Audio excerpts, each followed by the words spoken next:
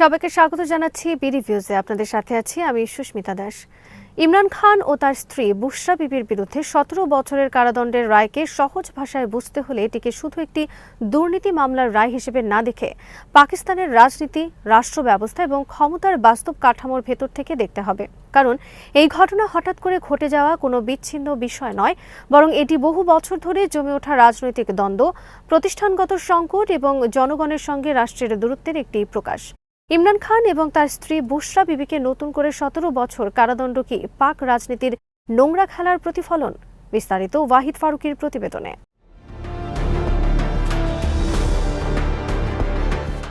পাকিস্তানের রাষ্ট্রীয় উপহার বা তোশাখানা ব্যবস্থার নিয়ম বহুদিনের পুরনো, যেখানে বিদেশি রাষ্ট্রপ্রধান বা সরকার থেকে পাওয়া উপহার নির্দিষ্ট দামে কিনে নেয়ার সুযোগ থাকে। বাস্তবে এই ব্যবস্থার অপব্যবহার পাকিস্তানের রাজনীতিতে প্রায় প্রকাশ্য বিষয় ছিল। সামরিক শাসক থেকে শুরু করে বেসামরিক প্রধানমন্ত্রী অনেকেই এই নিয়মের ফাঁক ফোকর ব্যবহার করেছেন, কিন্তু খুব কম ক্ষেত্রেই তা বড় শাস্তির পর্যায়ে গেছে। এই কারণে সাধারণ মানুষের মনে প্রশ্ন জাগে, তাহলে ইমরান খানের ক্ষেত্রেই কেন এত কঠোর শাস্তি? কেন ১৭ বছরের কারাদণ্ড? কেন তার স্ত্রীকেও একই মামলায় অভিযুক্ত করা হলো?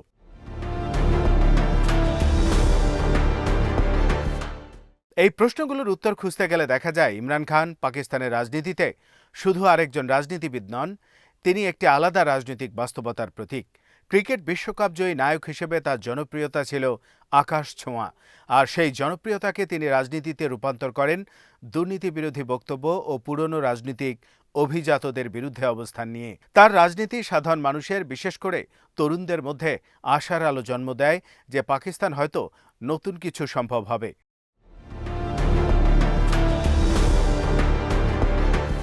কিন্তু এই জনপ্রিয়তাই তাকে ক্ষমতার পুরনো কেন্দ্রগুলোর কাছে অস্বস্তিকর করে তোলে। পাকিস্তানের রাষ্ট্রীয় বাস্তবতায় নির্বাচিত সরকার, সামরিক বাহিনী, ব্যুরোক্রেসি এবং বিচার ব্যবস্থার মধ্যে একটি অদৃশ্য শক্তির ভারসাম্য সবসময় কাজ করে। যে নেতা এই ভারসাম্যের বাইরে যেতে চান বা নিজের মতো করে নিয়ম লিখতে চান, তার জন্য সমস্যা তৈরি হয়। ইমরান খানের ক্ষেত্রেও তাই হয়েছে।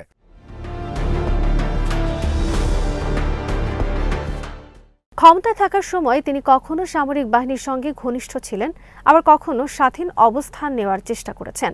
এই দোদুল্যমান অবস্থান শেষ পর্যন্ত তার জন্য বিপদের কারণ হয়ে দাঁড়ায়। ২০২২ সালে অনাস্থা ভোটে তার পতন অনেকের কাছে স্বাভাবিক সংসদীয় প্রতিক্রিয়া মনে হলেও তার সমর্থকদের বড় অংশ বিশ্বাস করে এটি ছিল পরিকল্পিতভাবে তাকে সরিয়ে দেওয়ার উদ্যোগ। সেই ঘটনার পর থেকেই তার বিরুদ্ধে মামলার সংখ্যা দ্রুত বাড়তে থাকে। দুর্নীতি, রাষ্ট্রীয় গোপন তথ্য, অবৈধ অর্থায়ন, একটির পর একটি অভিযোগ। কিছু মামলায় তিনি খালাস পান, কিছুতে সাজা হয়, কিন্তু মোটের ওপর তাকে আইনি জালে আটকে রাখা হয়।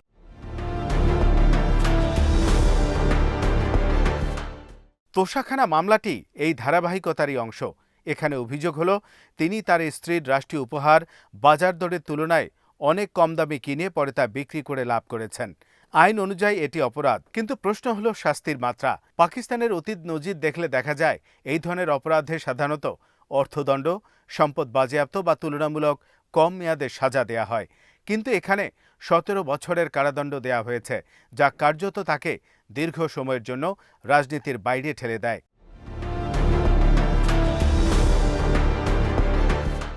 সহজ ভাষায় বললে এই সাজা শুধু শাস্তি নয়, এটি একটি রাজনৈতিক বার্তা। সেই বার্তাটি হলো ইমরান খান আর গ্রহণযোগ্য নন, তাকে আর ক্ষমতার খেলায় জায়গা দেয়া হবে না। বুশরা বিবিকে এই মামলায় যুক্ত করা হলেও সেই বার্তার অংশ। পাকিস্তানের সমাজে একজন নেতার স্ত্রীকে এভাবে কারাদণ্ড দেয়া খুবই বিরল ঘটনা, এবং এটি ইমরান খানের উপর মানসিক ও সামাজিক চাপ বাড়ানোর কৌশল হিসেবেই দেখা হচ্ছে।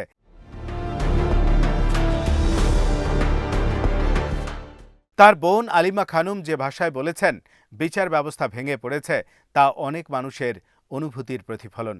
কারণ সাধারণ মানুষ দেখছে একদিকে বড় বড় রাজনৈতিক পরিবার ও শক্তিশালী গোষ্ঠীর বিরুদ্ধে অভিযোগ থাকলেও তারা তুলনামূলকভাবে নিরাপদ, অন্যদিকে একজন জনপ্রিয় কিন্তু ক্ষমতা কেন্দ্রের বাইরে থাকা নেতার বিরুদ্ধে কঠোর ব্যবস্থা নেওয়া হচ্ছে।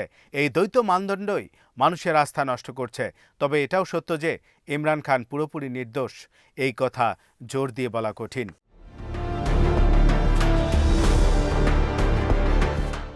রাষ্ট্রীয় উপহারের অপব্যবহার নৈতিকভাবে ভুল এবং আইন ভাঙা হয়ে থাকলে তার দায় থাকা উচিত। কিন্তু ন্যায় বিচার তখনই বিশ্বাসযোগ্য হয় যখন আইন সবার জন্য সমানভাবে প্রয়োগ হয়। এখানে সেই সমতা অনুপস্থিত। এই অনুপস্থিতি মামলাটিকে বিতর্কিত করেছে। ইমরান খানের জনপ্রিয়তা এই পরিস্থিতিকে আরও জটিল করে তুলেছে। তিনি এখন কারাগারে থেকেও রাজনীতির কেন্দ্রবিন্দুতে। তার সমর্থকরা তাকে একজন নির্যাতিত নেতা হিসেবে দেখছেন, যার বিরুদ্ধে রাষ্ট্রযন্ত্র ব্যবহার করা হচ্ছে। গত 2 বছরে পাকিস্তানে যে বিক্ষোভ, আন্দোলন এবং অনলাইন প্রচারণা দেখা গেছে তা প্রমাণ করে যে তাকে কারাগারে রেখে সমস্যার সমাধান হয়নি, বরং সমাজ আরও বিভক্ত হয়েছে।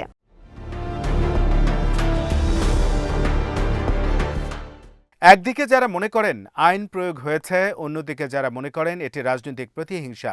এই বিভাজন পাকিস্তানের জন্য বিপজ্জনক, কারণ এটি রাষ্ট্রীয় প্রতিষ্ঠানগুলোর উপর মানুষের আস্থা কমিয়ে দেয়। আন্তর্জাতিক দৃষ্টিকোণ থেকেই বিষয়টি গুরুত্বপূর্ণ। পাকিস্তান একটি গুরুত্বপূর্ণ দেশ, ভূরাজনীতি, নিরাপত্তা এবং অর্থনীতির দিক থেকে। একটি জনপ্রিয় নেতাকে দীর্ঘদিন ধরে কারাবন্দী রাখা দেশটির গণতান্ত্রিক ভাবমূর্তিকে ক্ষতিগ্রস্ত করে। বিদেশি বিনিয়োগকারীরা অস্থিরতা দেখে পিছিয়ে যায়, কূটনৈতিক সম্পর্কেও চাপ তৈরি হয়। মানবাধিকার সংগঠনগুলো প্রশ্ন তোলে, বিরোধী কণ্ঠ দমন করা হচ্ছে কিনা। সরকার পক্ষ অবশ্য বলে এটা সম্পূর্ণ আইনি প্রক্রিয়া, এখানে কোনো রাজনীতি নেই। কিন্তু বাস্তবে যখন বিচার প্রক্রিয়া বারবার রাজনৈতিক বিতর্কের কেন্দ্রে আসে, তখন সেই দাবি দুর্বল হয়ে পড়ে। ভবিষ্যতে এই রায়ের দীর্ঘস্থায়ী প্রভাব পড়বে।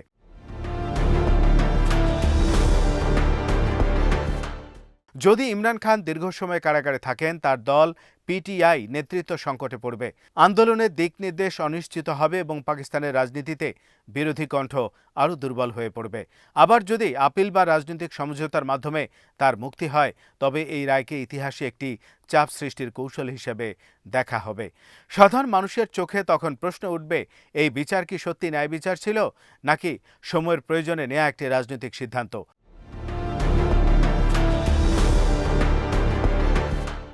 সব মিলিয়ে সহজ ভাষায় বলা যায়, ইমরান খান, বুশরা বিবির 17 বছরের সাজা পাকিস্তানের জন্য একটি বড় উদাহরণ। এই ঘটনা দেখিয়ে দিয়েছে যে পাকিস্তান সমস্যা শুধু ব্যক্তির নয়, বরং পুরো ব্যবস্থার। আর যতদিন সেই ব্যবস্থায় স্বচ্ছতা, সমতা, জবাবদিহিতা নিশ্চিত না হয়, ততদিন এমন বিতর্কিত রায় আসতেই থাকবে। আর সাধারণ মানুষ বারবার প্রশ্ন করবে, এই বিচার আসলে কাদের জন্য?